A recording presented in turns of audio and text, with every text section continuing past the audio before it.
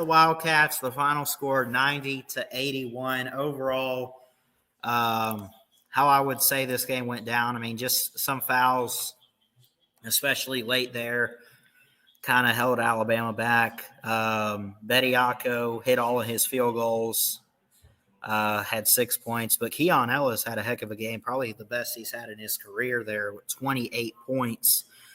Second highest scorer for Bama was Shackelford. Kevin Grady, or is it Kevin Grady? No, Kellen Grady. 25 points.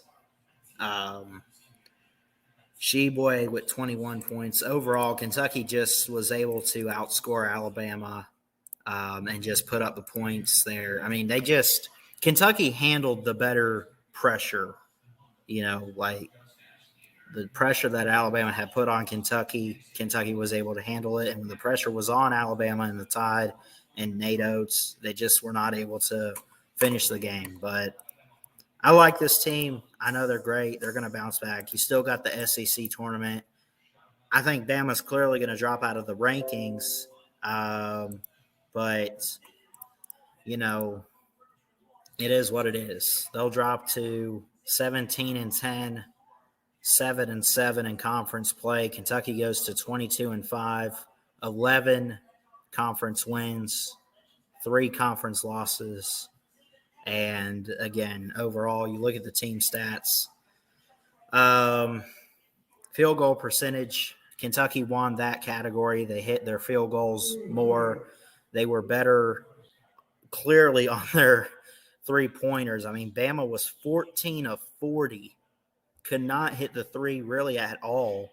And they had more fouls.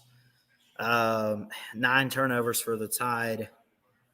7 for Kentucky, who had 7 steals to Bama's 6, 5 blocks for the Tide, 3 for the Cats. Just overall more fouls for Alabama. Just too many errors. I give credit to Kentucky.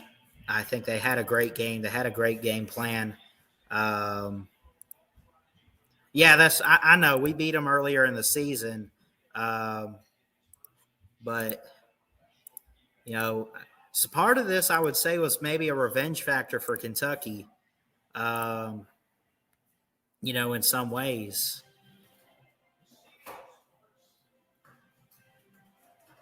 Y'all are messing me up. We lost to Kentucky. We beat Baylor. We beat Gonzaga. We beat teams like that. We didn't beat Kentucky. Kentucky did. FDZ is right. 66-55. I got it right here. I'll prove it to you. Hold on. And today, 90-81. So, but again, Kevin Grady with 25 points, the lead scorer for Kentucky, 9 of 16 on his field goals. No free throw attempts for him. Keon Ellis hit 1 of 1 on his free throws. He had 28 points. But again, late in the game, the pressure was on. Rupp Arena was loud, getting intense, and you got to give Kentucky credit, all the credit really in the world. In rebounds, Sheboy had 14 for Kentucky, led the team. Davidson had 7, 4 on defense, 3 on offense, 8, by the way, for Sheboy on defense, 6 on offense. And in assists, Kevin Grady led with 3 assists for Kentucky. Davidson had 5 for Alabama. And again, I always look at the team stats, and this is kind of where I see it. The fact that Alabama had more turnovers and not as many rebounds and could not hit threes, that's what held them back, especially getting the ball turned over 9 times and having only a 35 3-point percentage just kind of held them back. And it,